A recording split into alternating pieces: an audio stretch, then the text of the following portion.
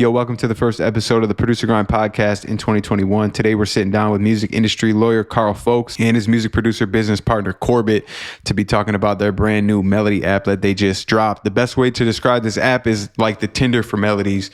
It's super dope. You log in and you start listening to melodies and you swipe right if you want to download it. You swipe left if you want to continue to the next melody.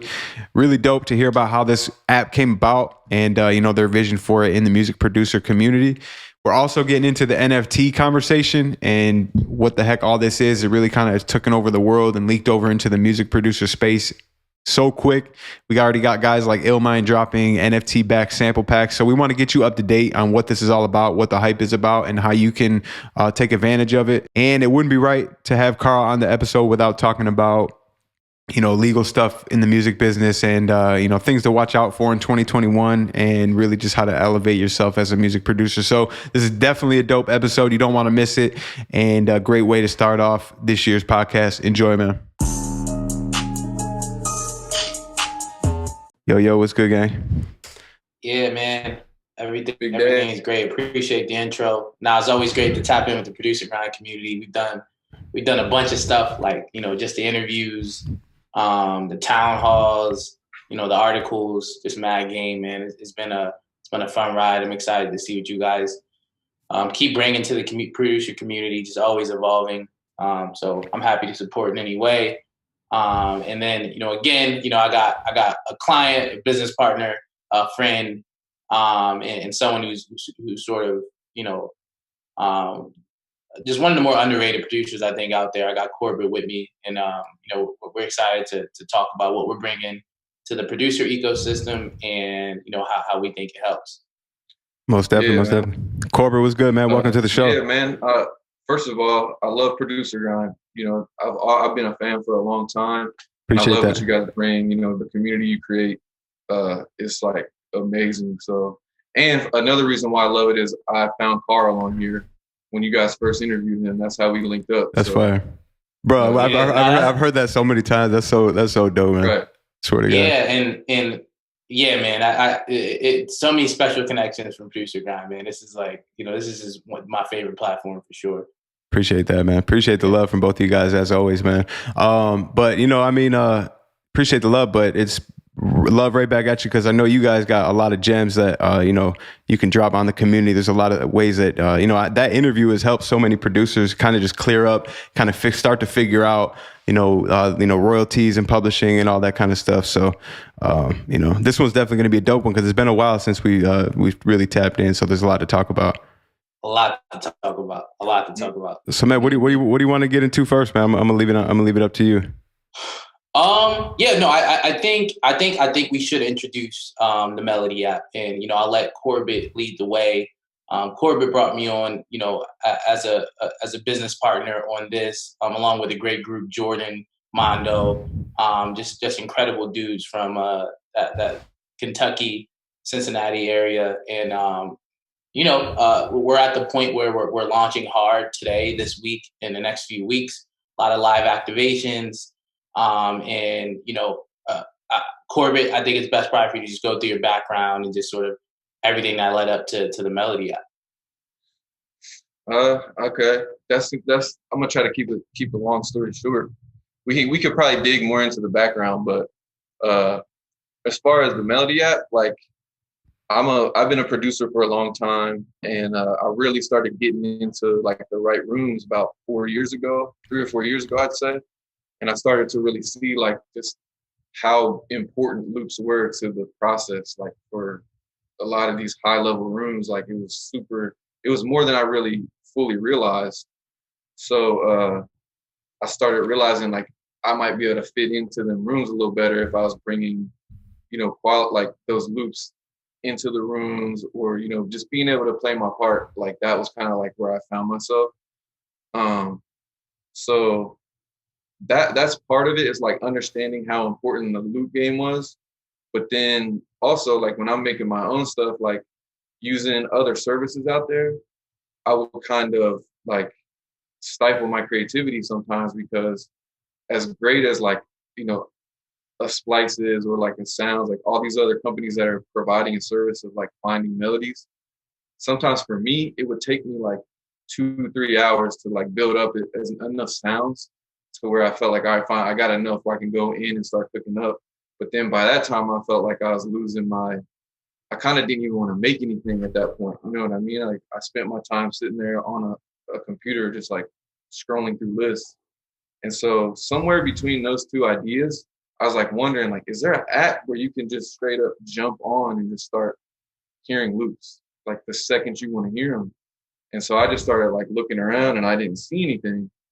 And I'm like, damn, I felt like for sure there would be something like that. And I just started sharing that idea. Like, have y'all heard of anything like this? Like I was sharing with Jordan. I kind of started talking with Karl real early on. I started talking with Hit Boy like way early and sharing as we kept progressing the idea with him. And like somehow we actually got it to the point where it's at now, where we actually made the app, like, which is crazy because I don't have any background in doing that. And I mean, Karl's into the entrepreneur stuff, so he helped a lot, but I don't think you've ever like launched a full-fledged app like that before. So it's been a crazy like 18 months. Real quick, because I want to make sure, because I don't think I did a good job kind of letting people know what we're talking about here. Can you explain what the Melody app is so everyone, I've seen the app, you know what I mean? Karl sent me the download and stuff. So I've definitely seen it. It's super dope. But if you guys could just explain it so, everyone knows exactly what we're talking about. Like the simplest way to explain it is it's just a way more streamlined way to find loops. Like it's the fastest way to stay in your creativity and find loops, send them to yourself and start cooking up. Like literally within 60 seconds of opening the app, you could like already be making a beat. Yeah. And what people have dubbed the Melody app is kind of like a Tinder kind of meets Splice. That very simple, for sure. Swipe left, swipe right format. And then I think the biggest thing that really, really separates us from, is the loop confusion, right? The royalty-free thing, right? I mean, everybody in the community asks, what's royalty-free? What happens when you get a placement?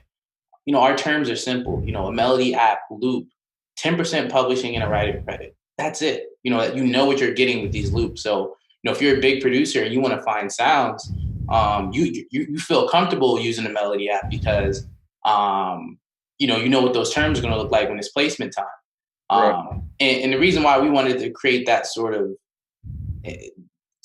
familiarity and consistency is, as a lawyer, I deal with placements kind of getting shut down all the time when, the producer can't find a loop, or they say, oh, we got it from Looperman or this other thing. And they say, oh, no, it's royalty free. And then, labels are like royalty free. I mean, we can't rely on their terms and conditions alone to take that. We're going to need something in writing from that producer or loop maker that says, hey, you're allowed to use this loop. So we really wanted to like create, like Corbett's such a strong creative. So like I think his goal was high output, management. Like how can producers work fast in an ecosystem where 60,000 songs are being uploaded to Spotify a day. So we're answering that, and then we're answering the business side where it's like, let's clear up this confusion. Like this is what you're using with our sounds. This is what you're getting with our sounds. Right. Yeah. Mm-hmm. Can I ask what led to the 10% standard? Corbett, I think back and forth a little bit. I think there was like the balance between and the balance between rewarding producers for their creativity and not completely cutting them out, and then producers wanting to actually use those sounds, because a lot of people use those royalty-free loops because they're like in their head, they don't have to credit anybody. They're just like downloading sounds. But that doesn't feel right though, right? Like if I was a creator, even if I, gave a certain amount of loops to Splice, I would be like, man, that's crazy. Like, I hear the song on radio and I'm not getting anything. Right. Yeah. Right. And I think too, like with some experience, like we've done a ton, me and Karl have done like a lot of deals where like it's just loops that I've placed, or like I may not have been hands-on creating the beat with the producer. So we've kind of got a little bit of a sense of what is close. Every situation is different, but we kind of know what the norms are. And like in some situations that some producers can show more love than others, but like we just felt like that was a good balance because the guys who are creating the loops on this platform, it is a little easier for them. They don't have to go get with the artist and make the, like really like do the whole play. So we felt like 10 was a solid, like a fair balance between how much work the actual, like the producer of the beat is going to have to do versus like what the loop guys are going to bring to the table. And is there a pricing standard for how much these loops cost? Nah, it's just a subscription fee to the app. Oh, okay. So you get unlimited loops for your subscription? It's kind of like Splice. Like, so you get 15 credits for $3.99. Or you can go up, you can tier up one more level. And each beat is 15 is a credit? Or each loop is a credit? Yeah, right. Yeah, one loop, one credit. Okay, cool. I really wanted it to be like a lot of what we talked about was like, we're not like competing with Splice. We're more of like an add-on to it. Like if you have Splice, you're not going to replace that with what we're bringing because we're really just bringing the loop side. But I feel like you're going to want to use the Melody app because like it's just a better system for you to find them, keeping you in your creative space and all that. So it's like an add-on for you. Yeah, I like that type of energy too, because I think a lot of people talk about competition and stuff, and I don't think it's really as cutthroat as it's made out to be, in our space. Karl, would you agree with that? Yeah, no, I would agree. I think there's a lot of room, and then like there's so many problems and questions that are left unanswered.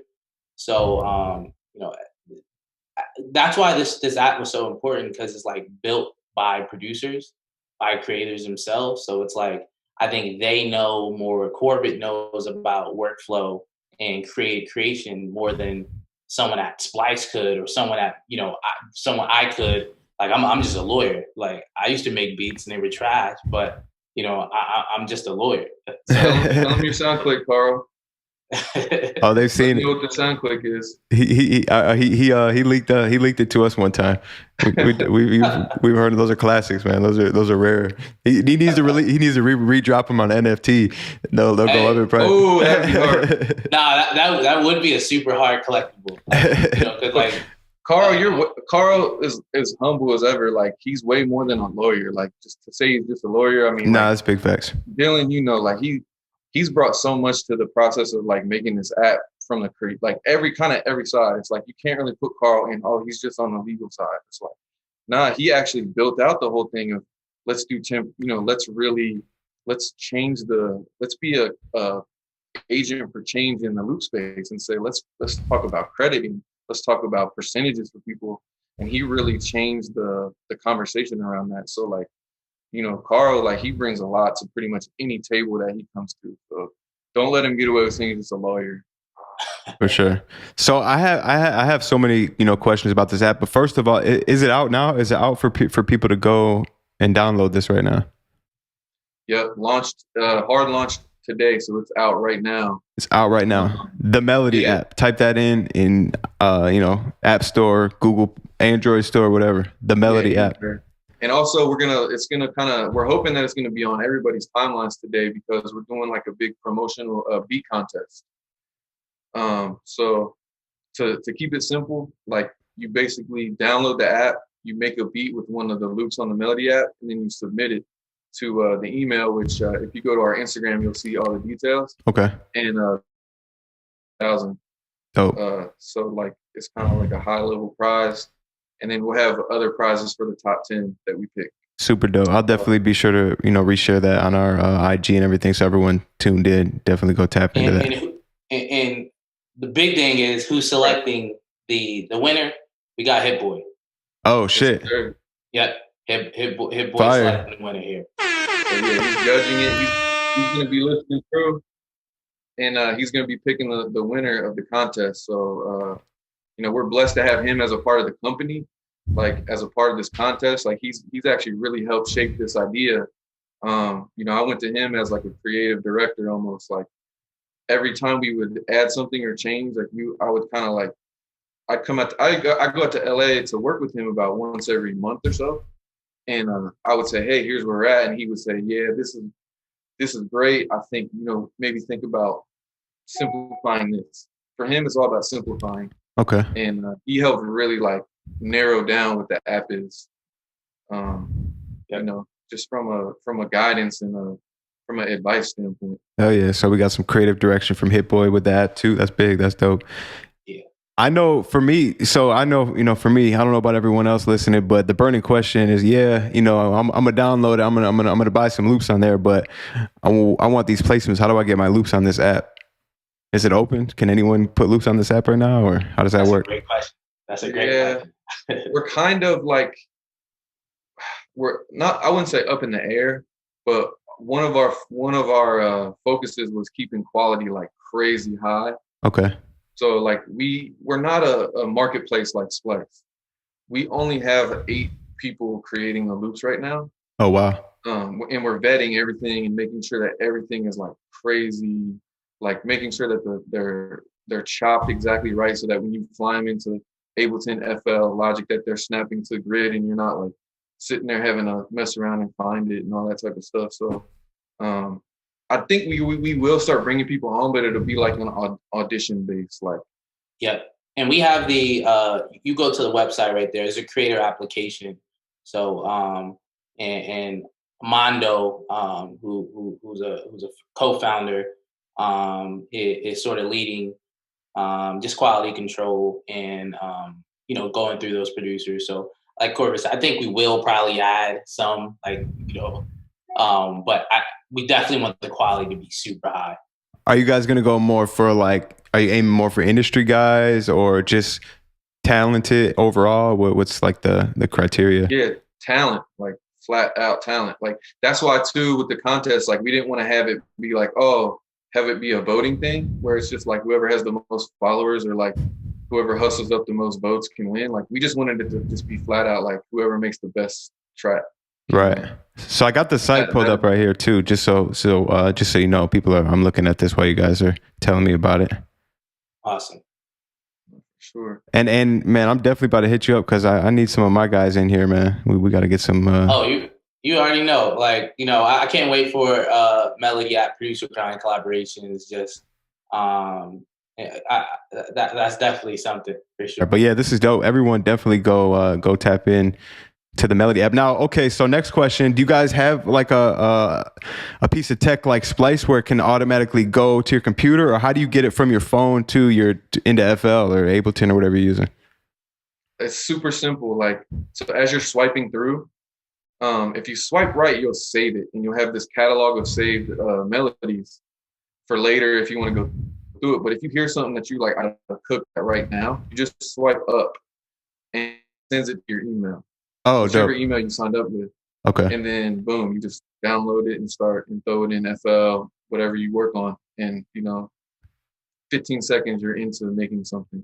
That's dope. And that's dope too, because that I definitely would say it again. I would love to develop like a third party little thing like how Splice has a sample manager. Yeah. That would be kind of cool, but I almost think that's not super necessary if you're most people just can manage their own files. Like they know where downloads go, and then they know where to throw their loops when they want to work on them. So yeah, maybe in the updated version, but the email is dope too, because I was going to say that's kind of natural workflow for us producers too. You know what I mean? We're emailing files and loops and stuff back and forth. Super dope, man. So what's like long term? Go ahead, Karl. I said for producers, man. For producers by producers. Like, I think I can't stress that enough. Like, yep. 100%. So what's like long-term goal, for this app? Is it like a bigger platform that you want to turn it into, or? I'm not sure. I mean, I feel like the scale is to go to a marketplace format like Splice. Okay. Where you've got anyone can put on, and we have some kind of algorithm like to vet everything and make sure it's like solid, but I don't want to rush to that. Like I want producers to get comfortable with this as it is and know that we're protecting them from legal exposure, which is super important. And 2, we're helping their workflow. Like to me, though, if after a few years, people really understand that was what our goal is, then we can start looking to how do we really like scale this thing up and expand it. But I just want this to be like a producer's best friend type thing. Like, yeah, and that's like in fact, and that's like establishing the value in the community. Our head right now is just building that community, making sure people get the value, making sure we're like actually providing the value that we always intended to the community. And then like once that's there, everything else seems to fall into place. I think, outside of like, me, like outside of the, that's all the Corbett and the creative stuff, outside the other stuff, we'll still be doing education. We'll still be doing conversations on different producer stuff.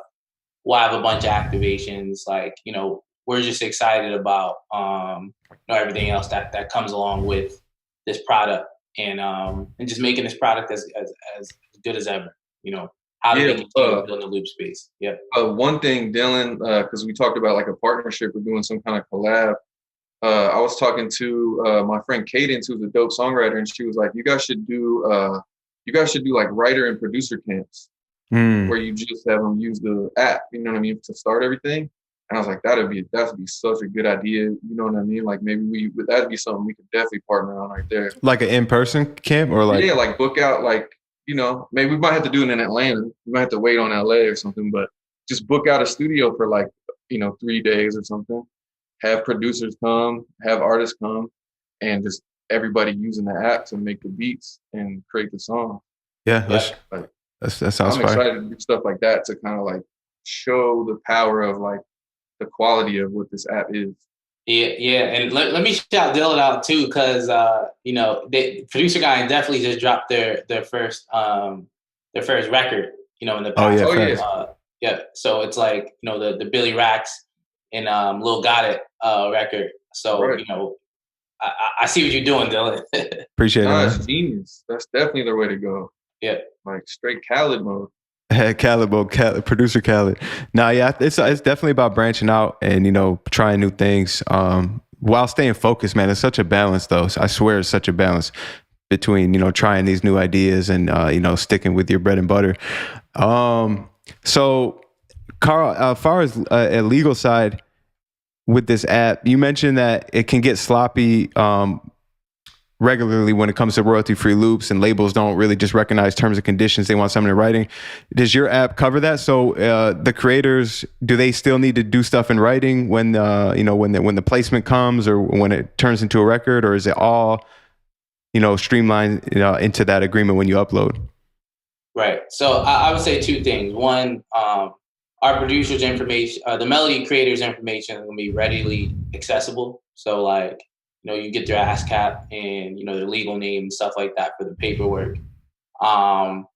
But there's no negotiation. It's just like, that loop is 10% and it goes to, so we're going to interject ourselves in that conversation a bit more than some of these other companies who kind of put their hands up and say like, hey, here's our terms and conditions and, we're staying out of it.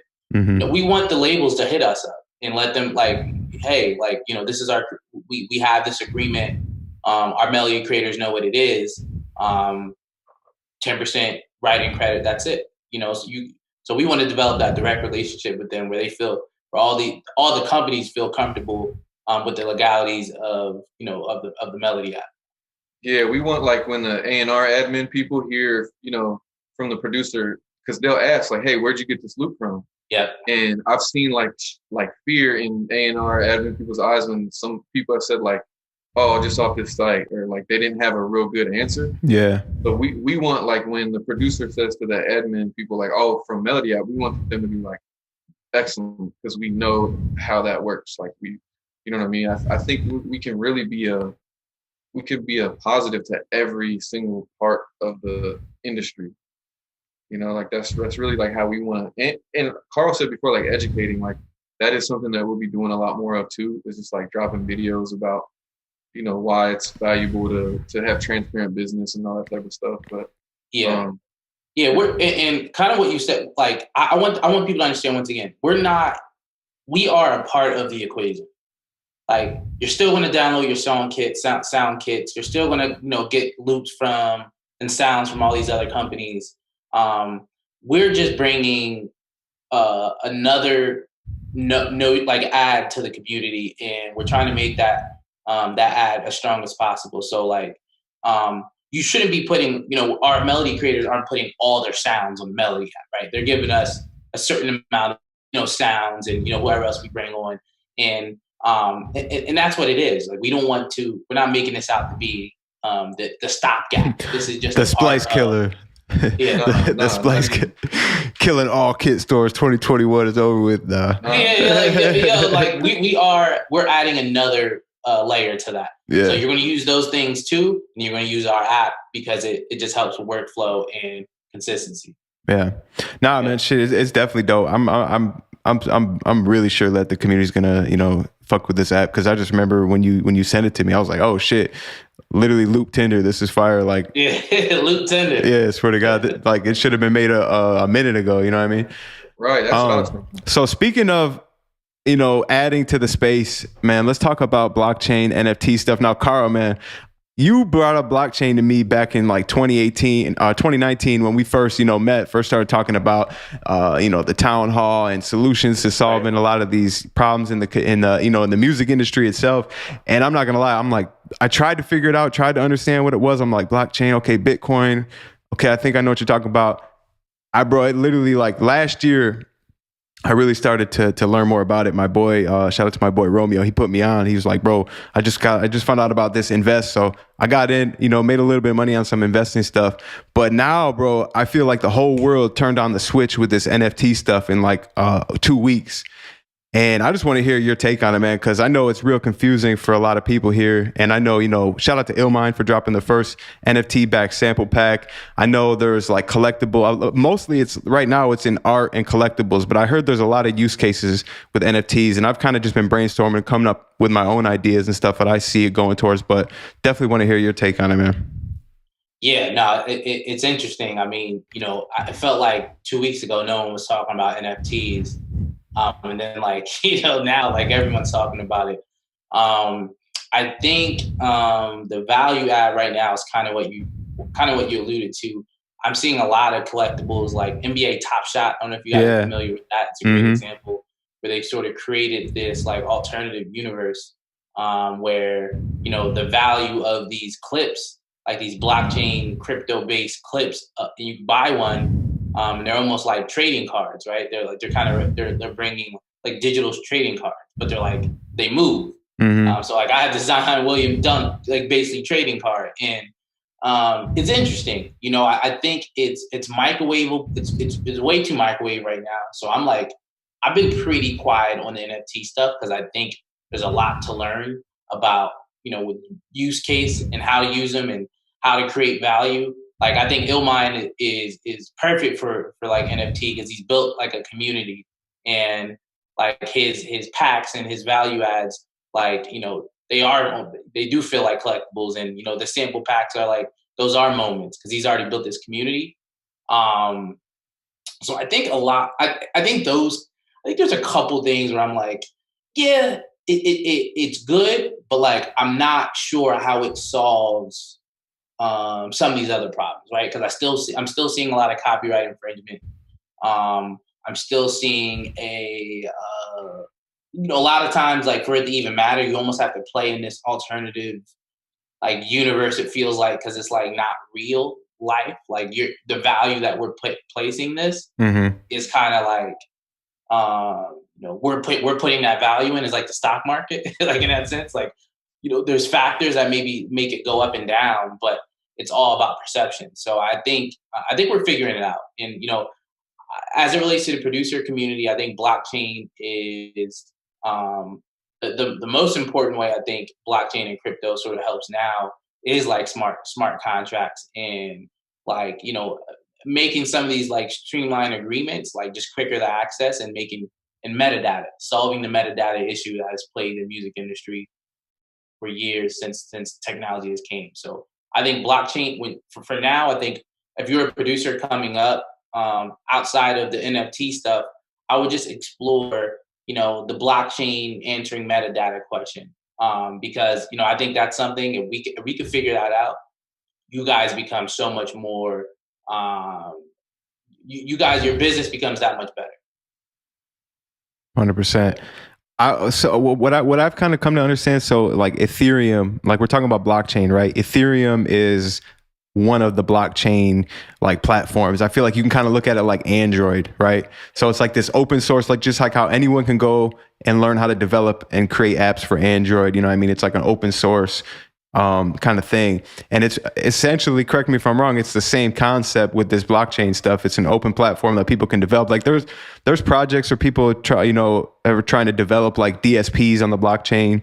Cause my whole thing is like, I know we're still like, years away from full utilization of, this kind of stuff, but yeah. Do you kind of see it this way? Like in the future, maybe like as soon as that stream happens, and I think this is kind of what you were trying to explain to me back in the day. When a stream happens, like the smart contracts, which is like, an Ethereum program can automatically divvy up like, okay, when this song gets played, this micropayment goes to this wallet, who's the producer. Yeah. This micropayment goes to the label. This micropayment goes to the artist. And it's like, there's no like waiting on checks and accounting. It's all like done. It's all legal. It's all transparent. So yeah, no, I just said a lot. No, exactly though. It's like, I think we have to get to that point. Like, in a 2021 digital world where everything's happening on the internet, it just feels crazy that you have to wait, for, months and months after a song streams to get payment. A lot of these things should be divvied out at the source. And right. That's where I do think like, blockchain becomes scary, right? It becomes like, wow, like, if that happens, it's a total different ball game in terms of creators having access to capital almost immediately. That allows them to make better decisions about their career. Another thing I'm really excited about in this space too is I've seen an artist actually, he auctioned off an NFT which gave the publishing rights of a song. So this is an indie artist. You probably have heard about this. There's an indie artist. I think his name is Jacques or something like that. And he's not like a big streamer. He only has like, 250,000 monthly listeners. He has some million play songs and stuff like that. But he literally auctioned off the rights to publish his song. So it's like you could bid on owning this copyright of the song that you can put out on DistroKid or whatever platform. And I think it went up to like $19,000-$20,000 dollars. Yeah, no, that it feels it's interesting. I think it's definitely making more people aware of like how you can actually create value for your work and how you can sort of set the price. But it doesn't change the fact again that like I think I'm hearing a lot of this stuff, but it's like, yo, this stuff really only matters after you built your community and you built a good product and you built the name. So NFTs are important, and you should definitely understand and start doing your research now because one of the things you kind of alluded to, I think we're still years away from like effectively using some of this stuff. Yeah. But right now you should be focused on building your community. And someone in the chat says the NFT bubble is going to pop though, and I've been learning studying about this too. There's a lot of people that are like, bro, like this is like when like football cards and basketball cards drop, it's not like they're $1,000 from the company. Like these NFTs are like, like Logan Paul's dropping his for like what did he charge? Like eight bands or something for the, yeah. You know what I mean? Like, and people are basically saying like collectibles don't start like some do, but they usually don't start like crazy expensive and then go up from there. They usually start cheap. And then over time, who's going to pay for that? Like, I don't even get the value of like paying for like a Logan. Like, but I feel the same way about a lot of stuff that like I'm seeing where I'm just like, okay, you own that one of one, but does that mean like we can't use that off the blockchain, like off blockchain? Like, does that mean like, who's going to be? Is it copyright infringement if you take something that just sold? I don't know. It feels like a weird. It feels like blockchain is like an alternative universe, like fighting against some of the stuff that we've already lived in for a while. And we're trying to like sort of bridge those things together or eliminate one or eliminate sort of the old program, as a whole. And I think they're kind of just starting to come to a head. It's interesting, man. I think we're living in the decentralization golden age. And I think everybody has a shot. I'm optimistic for sure. Yeah. And one thing you said too, it's all revolved around community.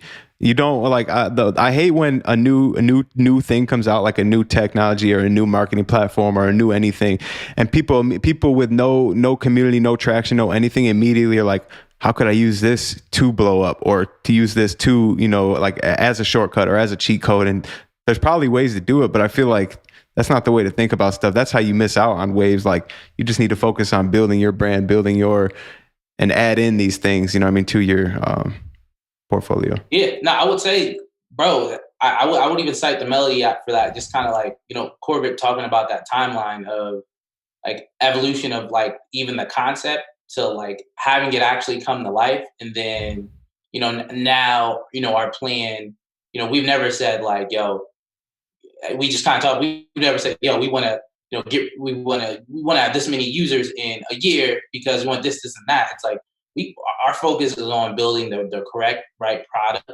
and I think the rest will take care of itself. That's a good question. So you're not really looking at like typical, like startup kind of like KPIs or like ROI kind of stuff. Nah, I think we are. Okay. No, I mean, look, like that's just life. Like, I mean. Yeah, I think we are. Like, how can we judge ourselves? Corbett and Jordan. Jordan, key co-founder, just like, just a great mind. When he sends over the marketing updates in the chat. Yeah, I think or the user updates in the chat, like how many users we have and people like actually subscribing and stuff. Yeah, I think we get happy about that. Yeah. No, but I think what Karl's saying is like, of course we're going to monitor the numbers, but what we're concerned about is the fundamental value, like not the speculative value of it. Like we want to see how it's people, like what people are saying about the experience versus like, can we make it look like we've got 8 million people on it so we can sell it to some VC? Right. We actually want to see the fundamental value get as strong as possible, because if you do that, then you have so much more leverage. Like, when you've actually served the producer community, now like you're gonna, it's just like producer.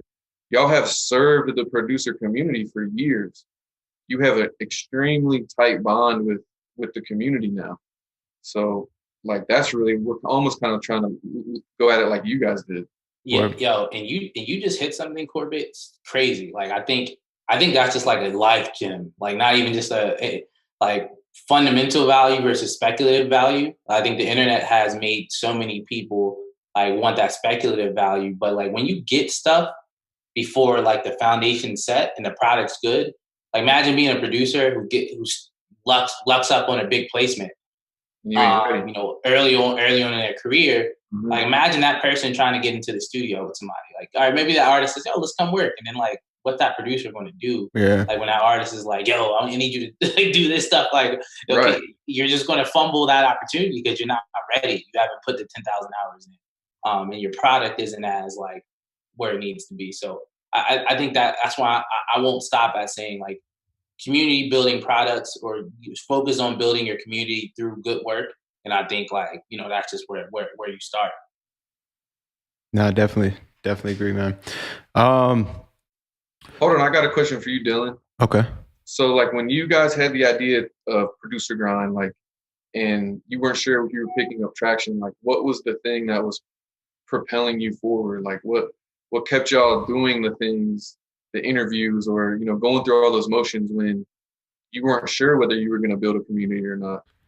Man, that's a hard question. And really, I feel like it was a lot of just like doing versus like thinking and planning and like setting milestones. And this is what we want to do.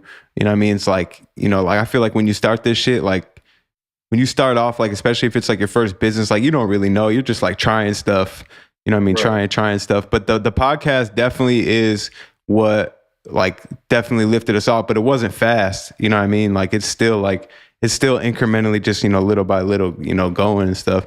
But at least now you have like history to look back on and be like, all right, this works, this may not work.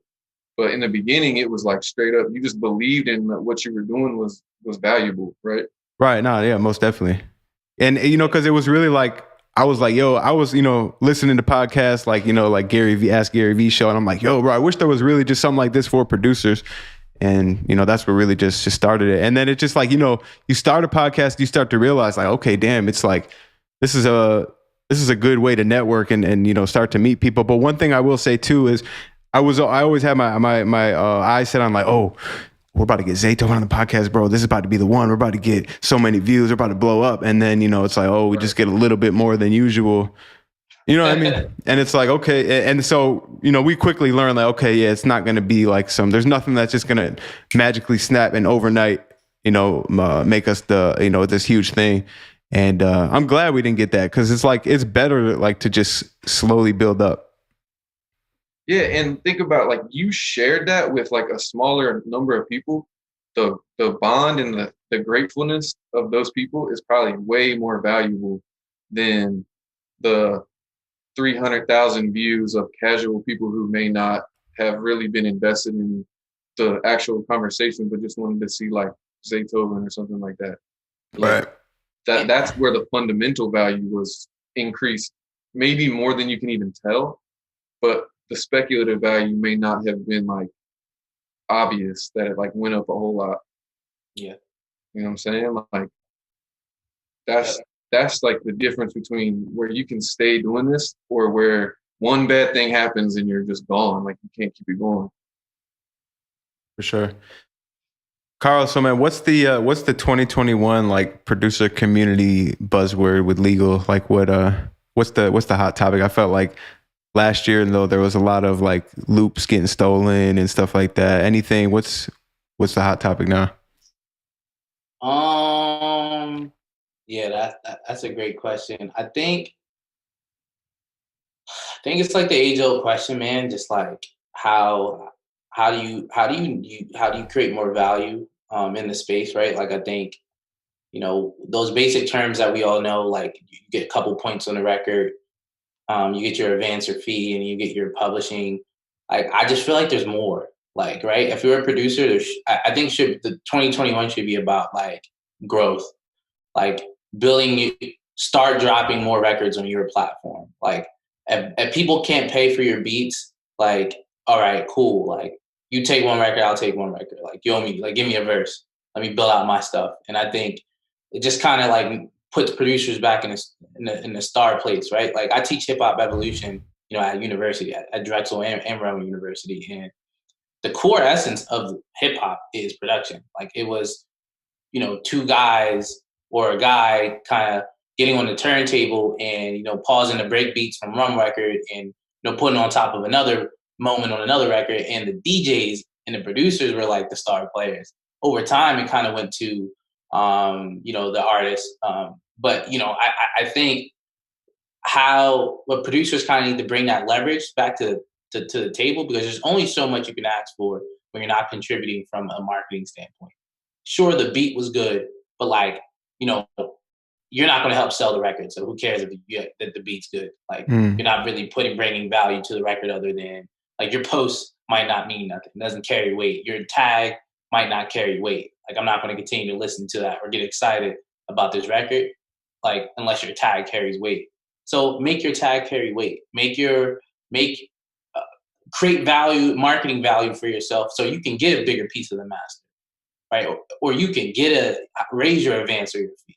I think that's kind of next for producers. Yeah. No, that's a big thing, because like I feel like that's a hard pill to swallow for producers, because they're like, what do you mean I'm not helping marketing this song? My damn beat is this song, you know what I mean? Like, and there's a lot of times like where the beat helps it go viral. Like the beat just is perfect for TikTok, and like it might be the most simple hook, like not taking anything away from the artist, because it's like that perfect fusion combination. But I know that producers definitely don't want to hear that. Yeah, like the Spot 'em Got 'em record, like that. I feel like that's the beat. Like beatbox that song. Like when you hear that beat come on and people start doing the dance, like yeah, that beat kind of. The beat did it. Like I know the words kind of go with it, but like that's straight producer. Yeah. So you're right. There's moments where that happens, but I think like you as a business person, you kind of know like when you're putting money up for something, like you want control and you want ownership and you want the bigger pie because you're taking a bigger risk. Nah, yeah. And I think that's where I want producers to sort of understand, because then you'll start understanding ways that you can provide more value in these negotiations. You can give me more pointers so I can actually help negotiate this thing a little differently. I can't do it when the leverage is still like, oh, I just did the beat. That's it. Yeah. Yeah. Yeah. No, I'll definitely say, because, you know, going through the process, you know what I mean? And, you know, paying the clear verses and stuff like that. And, you know, giving a producer, you know, advance and their points and stuff. It's definitely there's a whole other side to it. You know what I mean? Like when it comes to like, once this song is out, like there's risks that I'm taking, bags that I'm putting in places that have got me zero, and no one knows that. You know what I mean? Like the producer and the producer. I was gonna say, let me actually. Yeah, that's a great segue. Yo, I do want to ask real quick. Like, okay. Yeah, did that change anything about like maybe anything we've ever talked about advances, royalties, publishing, like you releasing your own record and, you know, paying and, you know, all that sort of. Did it change anything? What do you mean? I guess, did it change your thought process on maybe how on what producers should deserve, or whether they're getting their fair share, or whether what their value is worth to a song? Yeah. Shit. I mean, yeah, I think I was kind of saying it like, yeah, like producers, like, you know, we bring a lot to the table, but at the same time, it's like there's a lot that goes into this. There's money that has to be spent. There's and also there's brand that has to be built. Like the time that all, like you got to look at the last 5 years as like a buildup, as like you know what I mean, a runway to make this happen. And you know, shout out to the producer on that record, you know, J Myth and stuff. But you know, there's definitely like, I think that, and we definitely gave him more than the industry standard. I'll tell you that much. As far as percentage, Karl, you know that. I was kind of speaking more to the chat, but at the same time, man, I think that I don't even know how to say you, right? Like, what do you get? Like, think about like because a label's not going to get any publishing, right? Right. They don't take any publishing. Right.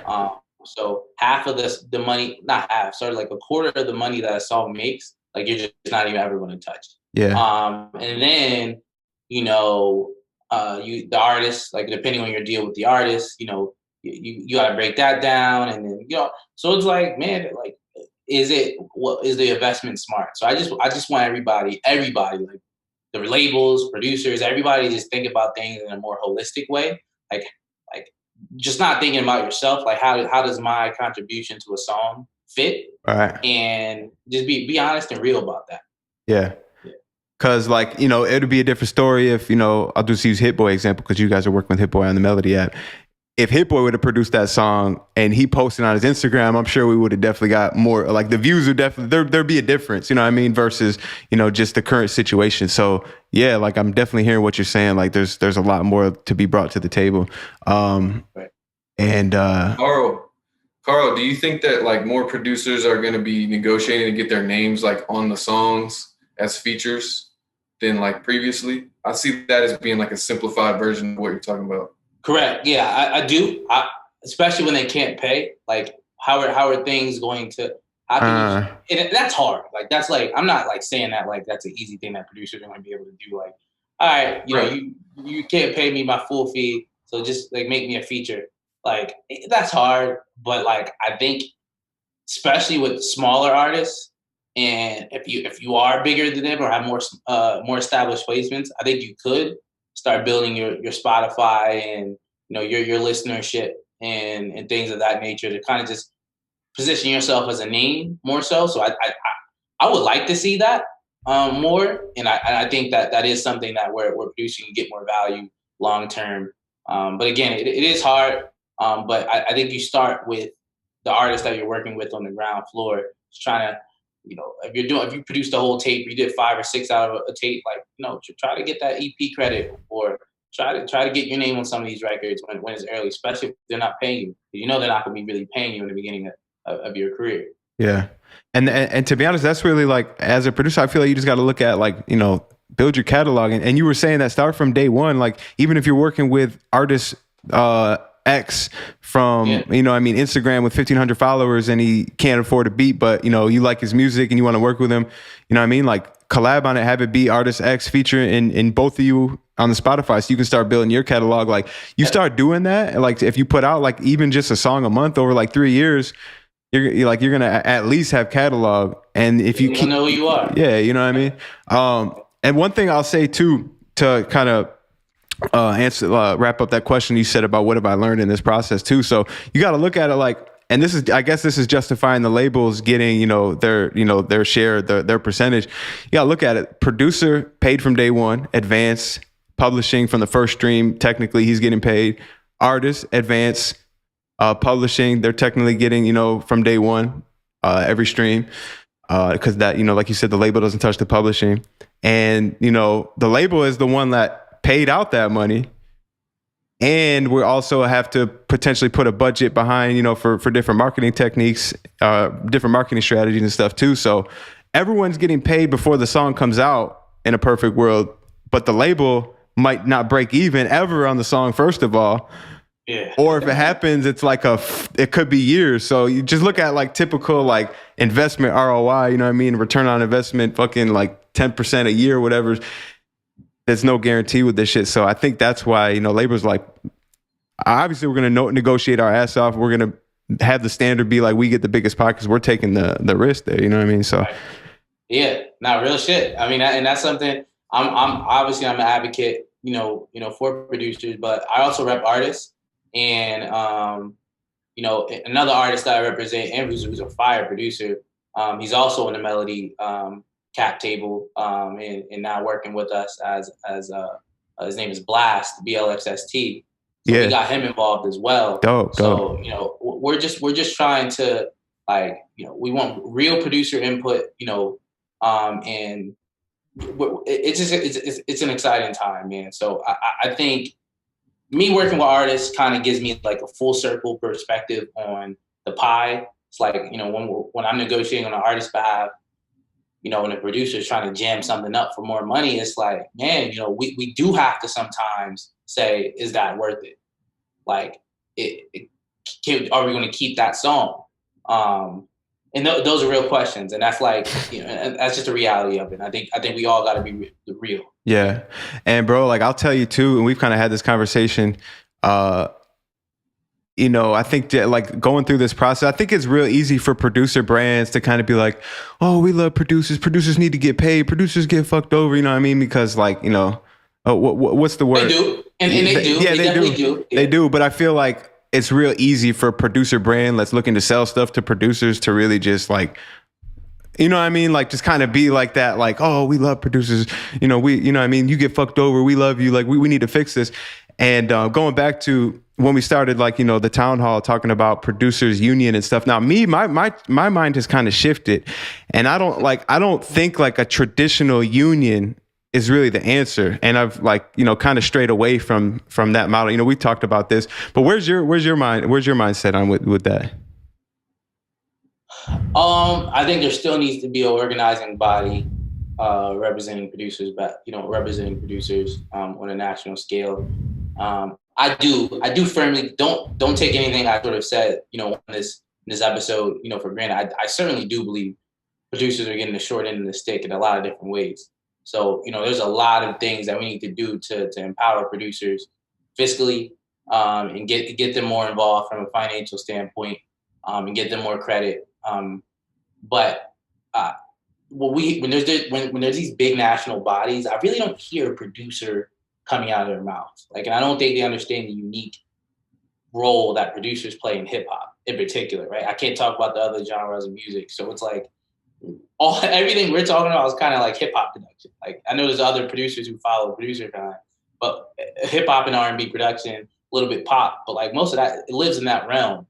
So it's like if our issues are specific to our community and our genre, and I think it's hard for anyone to sort of advocate on our behalf that doesn't really understand the mechanisms of putting out a hip hop song and the people in the community. So I think there needs to be an organizing body, you know, arguing on a national scale with Congress, and, you know, when all these big things are happening, like ASCAP and BMI, and like who's talking for producers? Like, because hip hop's the number one genre, in the world, right? So it's like, where's the representation for the producers producing that music that's the number one genre in the world? We need that. And so I'm firmly, we need an organizing body, and I haven't forgot about that. It's just hard to get everyone on the same page, competition, competitiveness. I remember we were talking about it, then someone else would pop up and talk about it. And it's like, well, let's all do it together. Like, it's not, like, let's do this. Yeah. I know there's a lot of producers that, end up in fucked up situations. Are there producers out there with amazing situations? Amazing situations. Or fair, like, yes, this is fair. This is a great situation. Like, Corbett, would you? I think I would love to hear from a producer on that, like, because I'll get my take after you. I mean, I don't know, like, it probably has many people's situations as you do, Karl. Right. But I mean, I think so. I think it's just if you wait long enough and build leverage, and you can come to the table with the right, I don't know, like the right understanding of where the money comes from in the business. Like, I think really like education is where the power comes from for producers. Like, yes, if you know what's in a deal, and like when you make a song where all the money comes from, then you can make a good decision and say, like, this is a good situation for me. Like, I can take this deal and build off of it and do something more. But honestly, like, that's hard for me to answer because I feel happy with my situation. Like, I'm in with like a deal with Hit Boy and Sony, like, and I get a chance to work with like people who otherwise I never probably would if I wasn't connected there. So I'm happy. Like, I'm in a good situation for me. But yeah, so I would say I'm a fight the man type of person, so I think it's hard because I'm always going to see like the bad. So, and I'm a lawyer, so I'm kind of like, all right, I'm looking at the pie, like streaming dollars. Say there's a $1 revenue, 59 cents of that goes to the sound recording holder, the master holder. It could be a record label. If you're independent, then it goes to the artist. About 30% of that stays with the DSP, so Spotify, Apple. So about 11, 12 cents is left for publishing.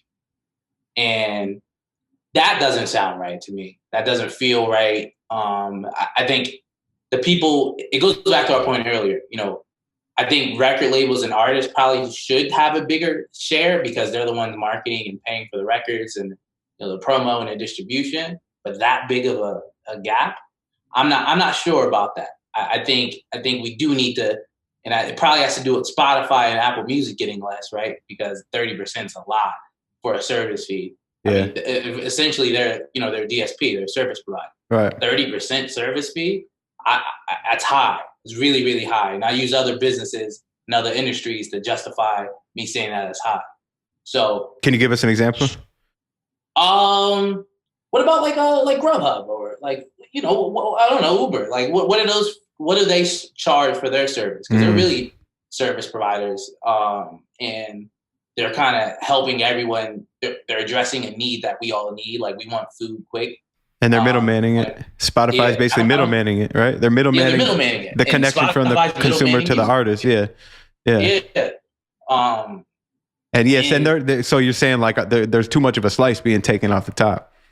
Yeah, because you think about it, like they are, and you. I heard the Uber people are complaining about that too, though.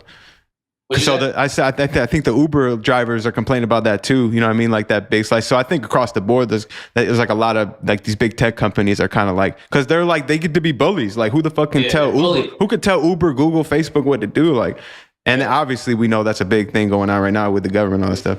One big difference here, though, record labels own a piece of Spotify, right? So there seems like there's like and their biggest revenue driver is recorded music. So it's like, it just feels like there's some antitrust stuff going over there. Some things that just don't make me feel good at night.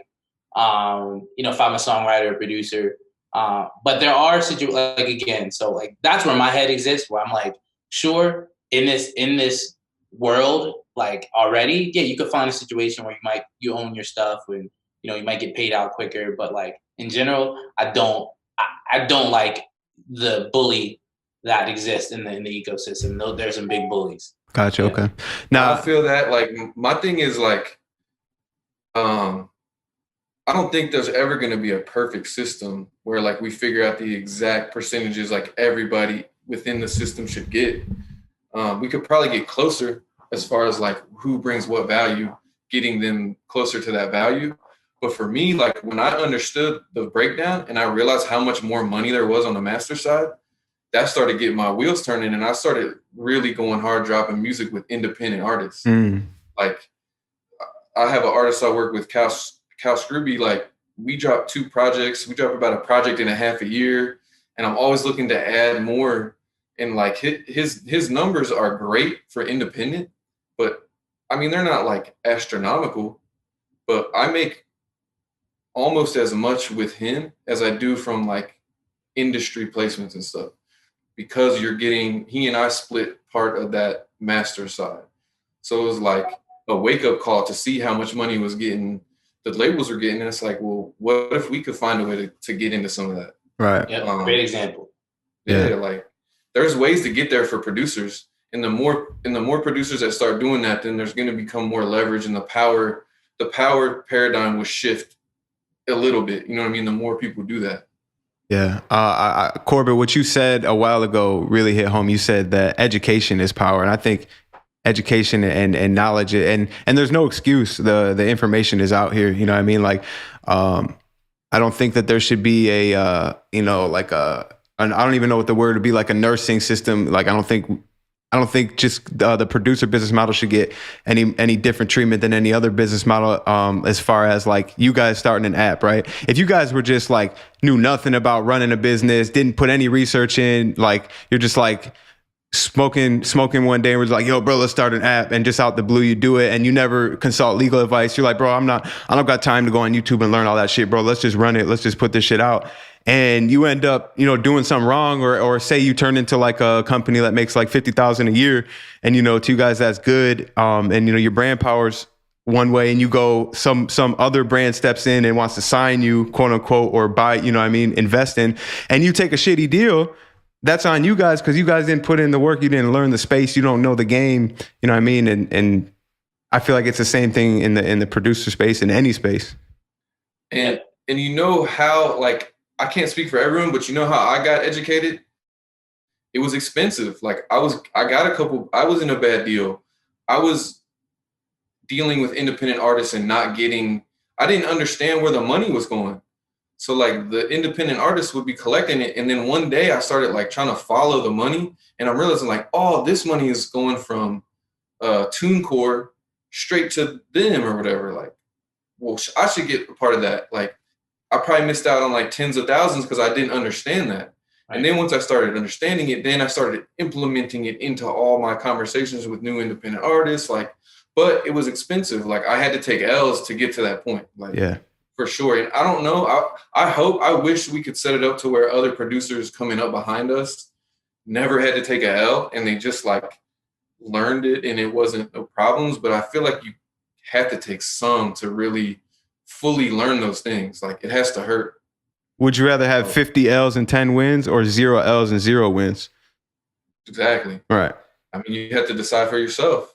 Some people don't like taking L's. Like, I mean, who likes it? But who likes it? I get it, but something drives you and says like, I really believe I can get to this place I'm trying to get. And I ain't gonna lie to y'all, man. Them L's be hurt. Them L's hurt me still to this day. Yeah. I still keep going. I do a lot of stuff, but like, I will say I do get paralyzed still by L's. Like, oh, they hurt. Yeah, they hurt, man, and they put you in a bad space. You know what I mean, for a second. But I mean, shit, it's the game, right? Yeah, right. We're just blessed that we get to play it, man. There's people that, like, bro, like third world countries. Come on, like. Yeah. I know I don't mean to go all off on like that, but nah, it's real shit though. Like, I don't know, it's just kind of got me thinking right now. Hell yeah, bro. So man, dope conversation. Let's open it up to some Q&A. Did we miss anything big that we were supposed to chop it up about? Man, I'm sure it'll come out in the Q&A. That was great. That was awesome combo. Yeah, yeah. Thank you guys. And man, while we're bringing in guys, so the Zoom link is in the description. So go ahead and tap into the Zoom. Damn, I'm mad we didn't put the Melody app in the description. I'll make sure we get it, on the replay. But definitely go tap in and download the Melody app right now too. Check it out, man. They just launched it today. Super dope app, and we'll probably, man. Go ahead. And go to the IG too, so you can see the contest details and how you can win 10 racks. And what's the IG? At the Melody app. At the Melody app. Now tell me about this 10 bands. You didn't tell me about this 10 bands. Oh, you missed me. Yeah, we're having a beat contest. Yeah, I heard the beat contest, but I didn't hear 10 bands. I would have definitely heard that. So whoever wins, whoever Hit Boy picks to win gets 10 racks. Fire. Okay. Clean. Dope. Like not 10,000 in like Melody app credits or 10,000 in gear. Like just 10. We're gonna wire you 10 racks. Wow, super dope. I'll be like, yo, can I wire that shit right back to Hit Boy and get some collabs going? That's like the do you want like money or like a dinner with Jay-Z thing?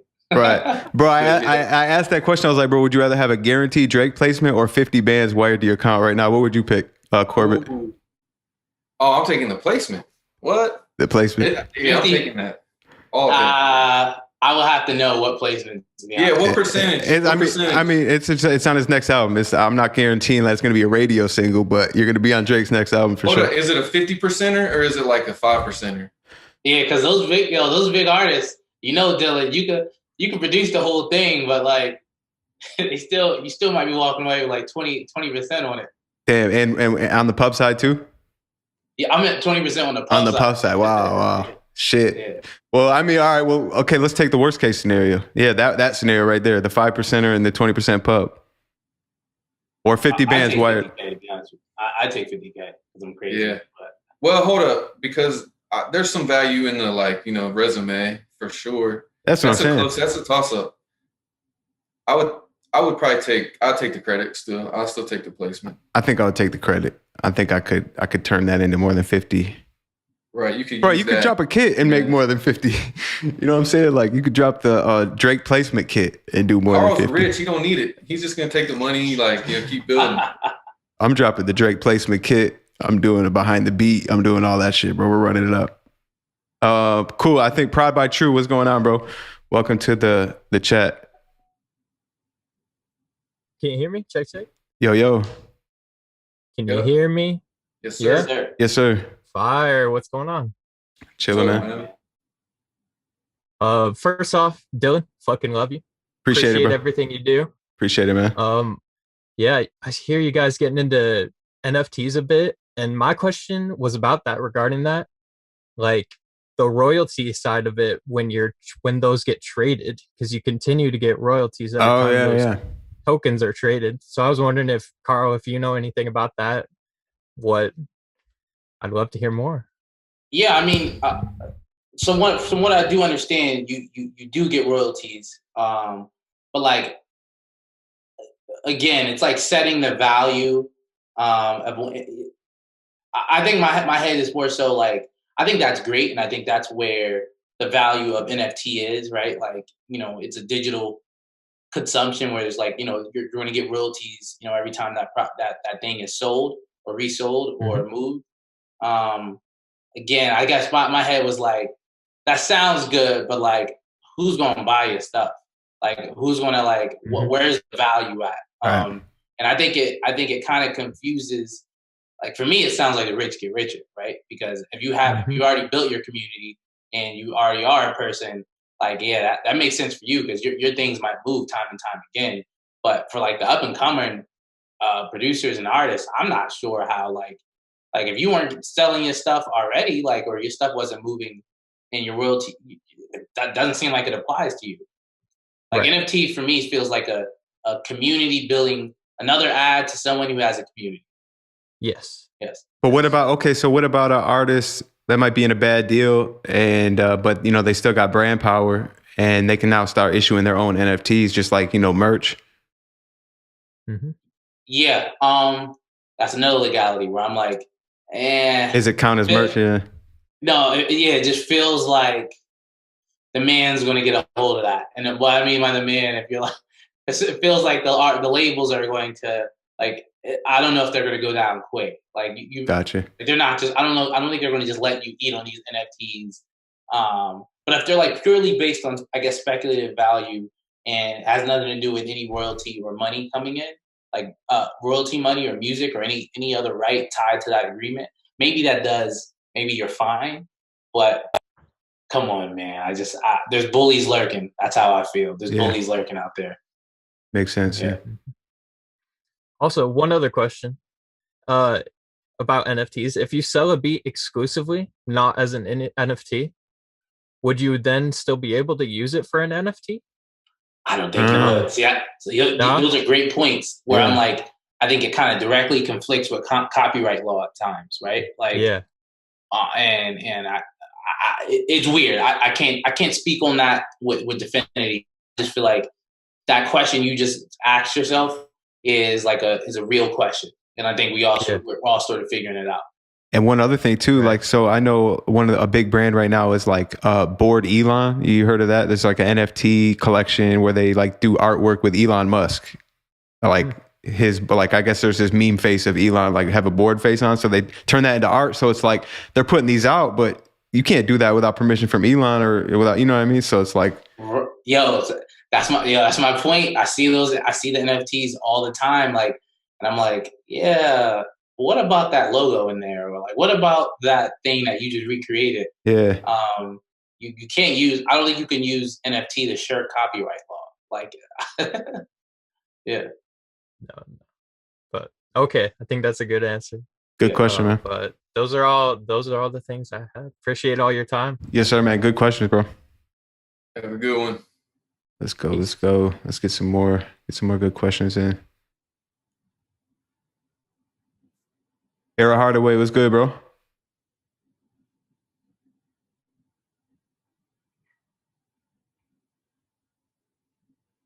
Yo. Peace, G. Peace. I can hear me? Yo, what's good, bro? Yep. Good, man. What's good, yo? What's good, Karl? What's good, all y'all? What's good, Dylan? What's good, bro? What's good, Corbett? My question is... Yo, what's good, bro? Oh, yeah, me too. Yeah, I got, there we go.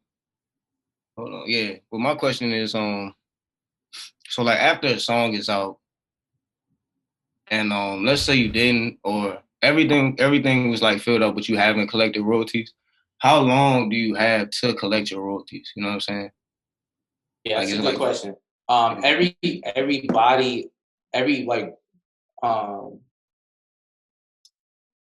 Every route, like every ASCAP BMI, they have a different timeline than Sound Exchange. Sound Exchange has a different timeline than mechanical royalties. So I know for mechanical royalties, I think it's 2 years. Like there's something called the MLC license, the Mechanical Licensing Collective.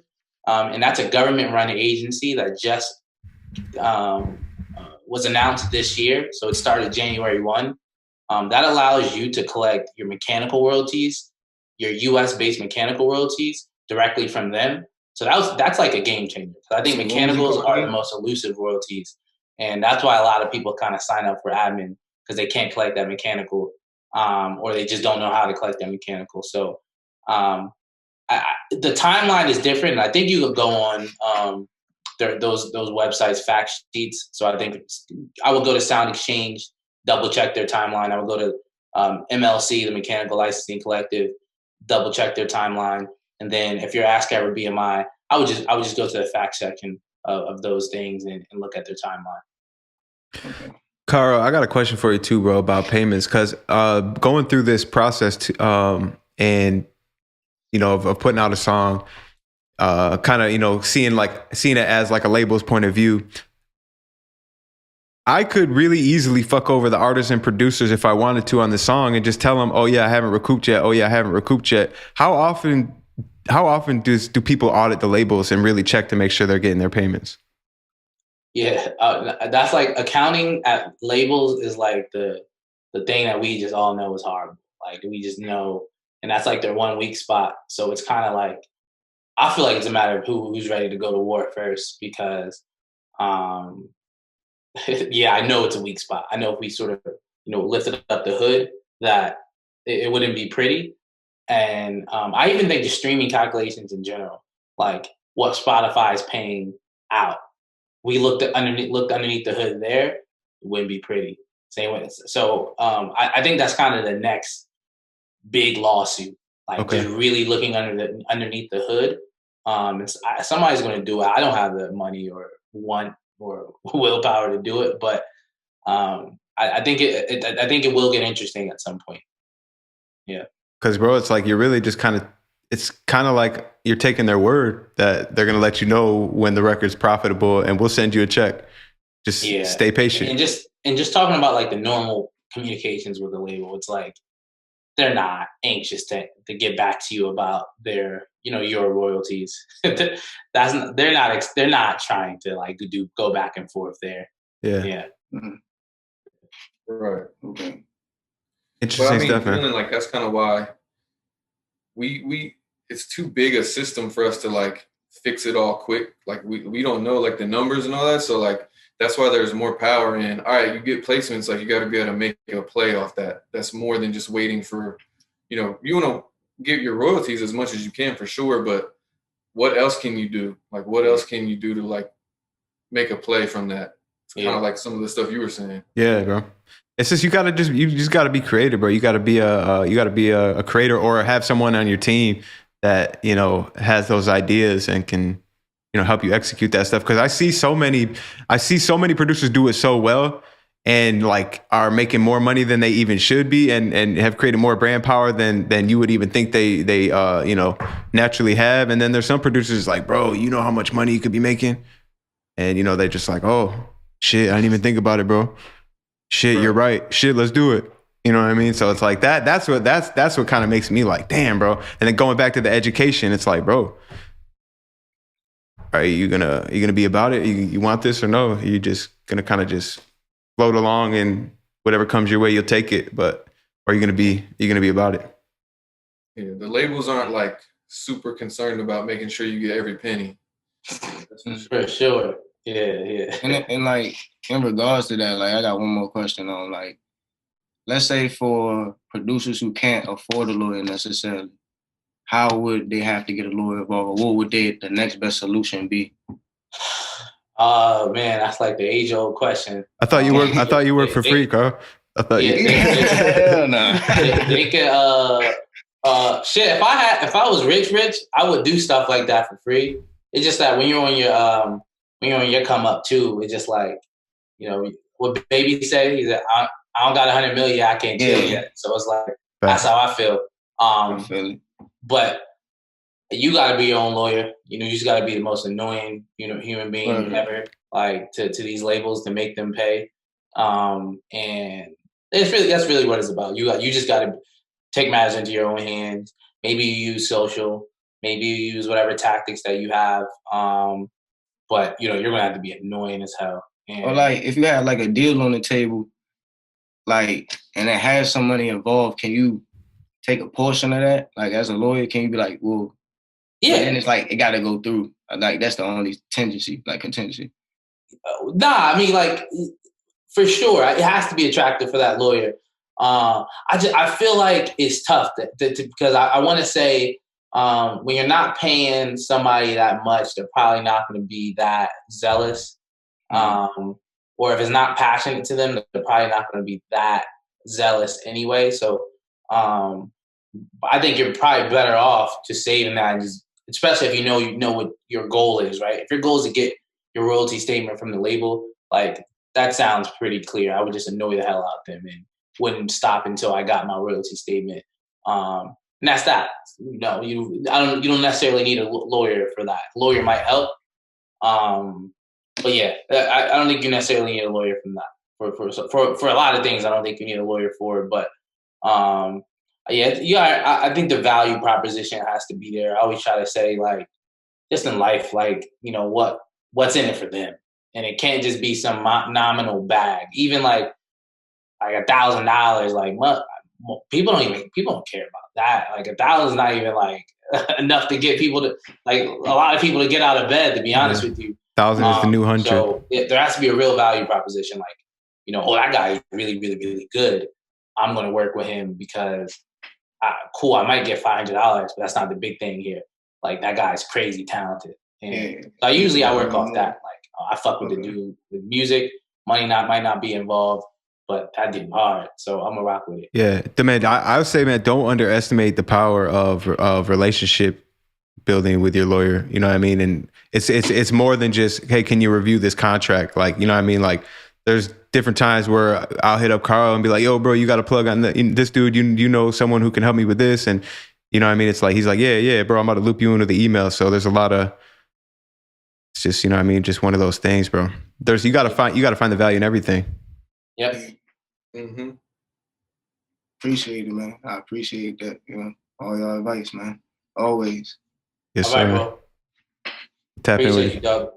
Peace. Get a couple more. You guys got time for a couple more? Yeah. So the app is out and there's no emergency calls saying that the server is down or anything. So I think we're doing good, man. I hope everyone's downloading it. Yeah, we're pretty certain that we're gonna have some server issues today. Hey, man, growing pains. Yeah. Fire. Ahmad Jamal, what's going on, bro? Let's see if we can get a couple more. Bro? Yo, welcome to the morning show. Yes, sir. What's up, man? I have a question for the lawyer. Yes, sir. Man, so I produce obviously, but so I have stems and like 3 different songs, and there's a larger producer that has stems to 3 records that we could potentially be collaborating on.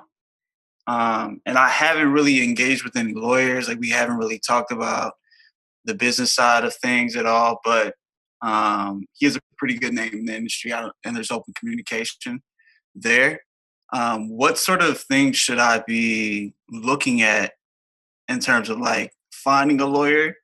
And should I even be like, how much should I be actually preparing right now before, you know, something actually pops off? You know, nothing's actually happened, but it's like, it's in the network of like the mainstream of, I could possibly get a text message or a phone call that changes the situation in a way. So I have set up a LLC and got like an EIN number and stuff like that. But what other things would you recommend that I should look out for?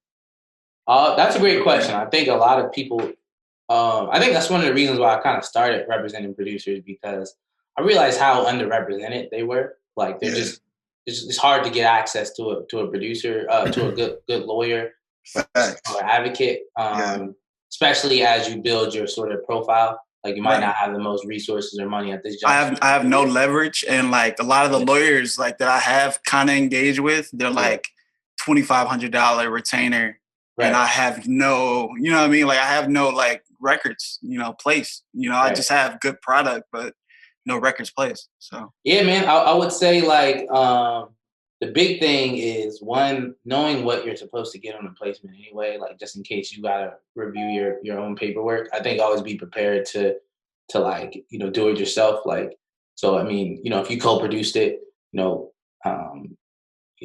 starting at that 25% is where you should be. But you know, maybe if that person was the one who placed it, maybe they get a bigger percentage across the board and more of the events and stuff like that because they're the one who placed it. Just understanding what you're supposed to get is the key. Like, so I think if you understand that, if you don't have a lawyer on your side for your first couple producer agreements, it won't be the biggest deal. Just know that, like, you know, you're supposed to get your advance, your points, and your publishing, and take that to the bank, man, and then, you know, use that momentum to hopefully, you know, sort of partner up with somebody that wants to work with you. But I would say know what you're supposed to get on a placement. Okay. Yeah, I mean, I don't have a network, so I understand that I'm gonna already take a hit or have to give up. I think it's just more appropriate to give up more in that first situation when you have no leverage at all. So I appreciate it. Yes, sir. Raf, what's going on, bro? Yo, what's going on, man? I wanted to talk about this NFT stuff that y'all was saying. And I do got to say, I think I see one big potential with the NFTs going for the music is for radio plays and things like that. Where say I'll make my NFT, I'll have my percentage in the smart contract, because they're all just tokens based off of Ethereum, so they could run in these smart contracts pretty seamlessly. And we'll have our contract say me and Dylan make our song. I'll take my 50%, Dylan takes his 50%, and then I could see like a radio station will buy the licensing, let's say for one day, and they'll have to sign for this contract, saying this is what the pay is, this is what it is, and they'll license this NFT, because the NFT is like a Bitcoin. No Bitcoin is the same. They're all individually their own coins. They're all like separate. So I don't know. I could see like they would license the individual NFT, like that song or maybe that album, if you have it like that, and then it would just be paid directly through that, split wise. That's how I could see it with the radios working. Yeah, I agree. It's just getting, the industry just old, man. Like just getting everyone on board with even releasing, music through these things, or, having some of these stations or payment, having everyone even agree to that format, I think will be the toughest thing. Maybe I think at the independent level, it's probably easier to operate. But, the industry's been fighting tech since, tech has sort of entered the space. So you got to think about how many jobs. Like if you go look at DistroKid, how many jobs does that kill? Right. It kills a whole company. Right. So it's like, I think you're hitting the point. So it's just like, it's exciting. It's scary. It's parts of it make sense. The lawyer in me only sees the problem. So what problems you thinking? I mean, that sounds good, but like I've never been in a situation where people just agree on terms, or like, well, that's true. Right off the rip, like, and then two, don't the streaming services need to be like, you're mentioning radio, but radio is one, just tough to access. So I don't think radio is the one, but like, or even streaming. Wouldn't streaming services need to support that? Like, and what gives them any incentive to support that if they're in business with record labels? And record labels are the ones who sort of pay all their bills. Well, I don't know if y'all would agree with me, but I think the record labels is dying. I think they like the DistroKid, fucking United Masters, all these other companies is taking a big percentage of what they was doing, and people are seeing, I don't gotta go sell half of my soul. I could just do it on my own, get my own buzz, and then they'll come talking to me, and I can negotiate. If you come into the table with something, maybe this is how I see it. I don't think they'll ever. I'll let Karl answer this. I don't think they'll die because I don't think everyone's built to be independent. Yeah, that's true. Yeah, that and just like everyone seems to say that until like a bag, like the carrot. Yeah, right. Hell the yeah. carrot comes in front of them and they sort of just bite. But at the same time, a lot of people is uneducated and they don't know that it's a carrot with a big ass hook under it. Right. Yeah. Because I could go to the bank and go get $100,000 loan too. It's the same thing as them giving me $100,000 loan, but I'm sure I'll probably get a better fucking interest rate from the bank. No, I would say it's not the same, and kind of supporting you. Like, there are pros and cons to each, though, right? Because like a bank loan will probably be tied to some collateral, right? That you could lose. That's true. If things don't happen the right way, but as you just said, like the financial terms of it probably will be better. On the flip, like you get it from a label, you're paying it back at the royalty rate. So if you take, $100K, you got to make, like $400K just to break even. So there's pros and cons to it. But you get the label support and you get the team behind. And if you if you just totally fall off the face of the earth, you don't owe a bank, you don't owe the label no money. Like you just can't put out no music. You got to get a new job, but it's not like they're gonna, tap your account, fucking, you know what I mean, all that shit. Right. But like I said, I tweeted this. It was like the most controversial tweet ever yesterday. It was like 1,000 like likes, and it just started a massive conversation. I had to delete it because I was getting just way too many hits. Not because I walk away from that. Like I stand strong on my statement. And anyone took it out of pocket, screw you. I have no. Damn, I missed I'm not this. walking. I'm not walking back that. But I would say all I said was, if you're looking at a label as just a bank, you can get a better loan elsewhere. And I felt that way strongly because It's true. yeah, if you get 20, exactly what you're just kind of bringing to the table too. So I'm not trying to discredit you in your questions, but 20K from, there's just pros and cons to it. And I think that like, you got to be able to live with those pros and cons. How many people have successful earning music career? So taking 100K when you haven't really monetized would kind of be a bad idea, right? So what would you think is maybe a better deal if you're just starting off, and instead of a money deal, is there maybe a way you could change it and have just a different type of deal, you think, or it's always coming down? I think you could bootstrap just like any other early stage startup. I think you could use your own money, and you need to go out there and get money. Like I'm pretty hard on that. Like I get that. Like I don't come from a lot of money or anything like that. You gotta go get it. You gotta work. Gotta make sacrifices. You gotta invest in your own business. I think that's the way you do it early on until you have a proven product that you can go out there and raise funding with.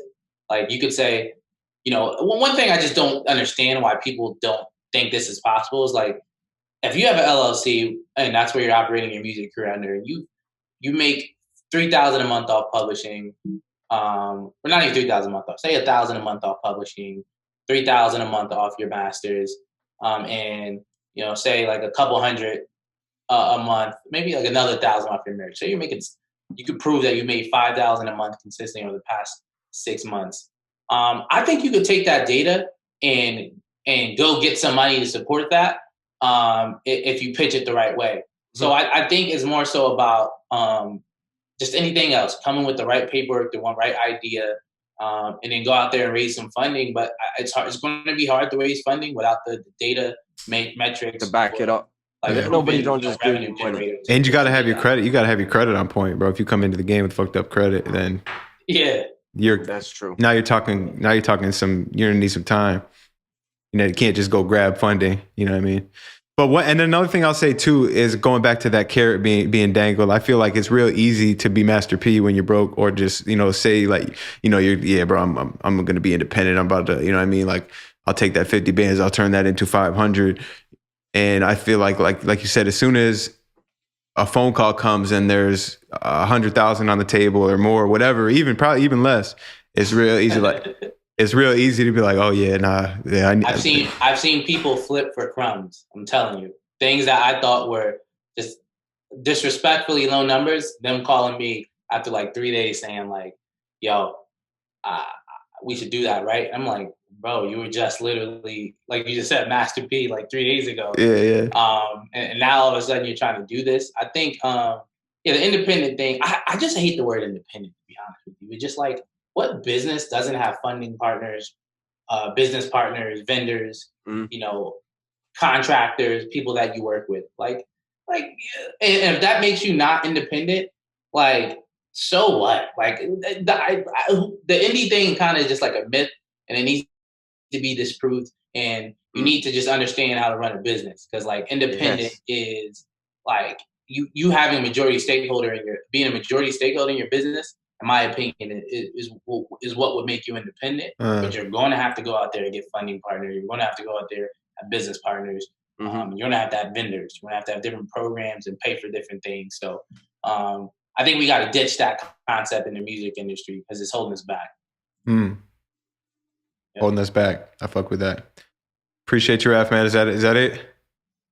Yeah, that's it for me. All right, bro. Thanks, Raf. Yes, sir, man. Yo, take care. Buy some Cardano, Miles. Buy fucking Cardano. Take care. Ethereum 2.0, man. Fuck Cardano. Cool, man. That's gonna be it for questions. I know you guys got a launch day to get to. I know. I don't want to hold you guys up, but I appreciate it, man. Everyone, definitely go download that Melody app right now. Download it, start using it. And be on the lookout for some collaborations and some contests and stuff that we'll have around this. Go ahead, Karl.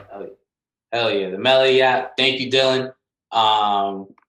Please go download that. We want all the feedback possible. This is a product that we're going to keep evolving.